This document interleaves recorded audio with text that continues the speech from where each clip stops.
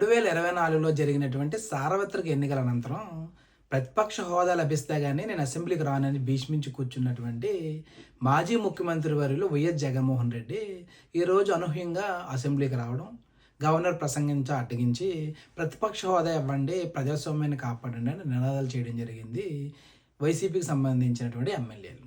అసలు ప్రతిపక్ష హోదా అనేది భారత రాజ్యాంగంలో ఉందా? ప్రతిపక్ష హోదా ఇవ్వాలంటే ఏం చేయాలని తెలుసుకుంటే, భారత రాజ్యాంగంలోని ఆర్టికల్ 168 నుంచి 2021 వరకు ప్రతిపక్ష హోదా సభ్యుడికి ఇచ్చేదే ఆర్టికల్స్ ఏవైతే అన్నీ పొందుపరచడం జరిగింది. అంటే ప్రతిపక్ష హోదా లభిస్తే శాసనసభ నాయకుడు, అంటే ముఖ్యమంత్రిని శాసనసభ నాయకుడు అంటారు, ప్రతిపక్ష హోదా నాయకుడిని ప్రతిపక్ష నాయకుడు అంటారు.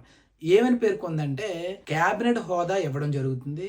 అలాగే తోటి శాసనసభ్యులు ఎవరైతే ఉన్నారో ఆ శాసనసభ్యులు 2 నిమిషాలు లేదా సబ్జెక్ట్ని బట్టి 5 నిమిషాలు మాట్లాడితే, ముఖ్యమంత్రి చంద్రబాబు నాయుడు గారు ఎంతసేపు అయితే మాట్లాడతారో దాన్ని తగ్గకుండా వైఎస్ జగన్మోహన్ రెడ్డి గారు కూడా మాట్లాడేంత టైం ఇస్తారు.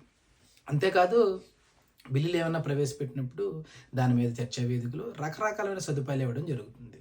అయితే ఆంధ్రప్రదేశ్ రాష్ట్రంలో 175 అసెంబ్లీ స్థానాలకు గాను వైసీపీ గెలుచుకుంది కేవలం 11 స్థానాలే. 18 స్థానాలు గెలుచుకుని ఉంటే ప్రతిపక్ష హోదా లభించేది. భారత పార్లమెంటు స్థానాల్లో 545 ఉంటే 50 పార్లమెంటు స్థానాలు గెలుచుకుంటే అక్కడ లోక్సభలో ప్రతిపక్ష హోదా లభిస్తుంది.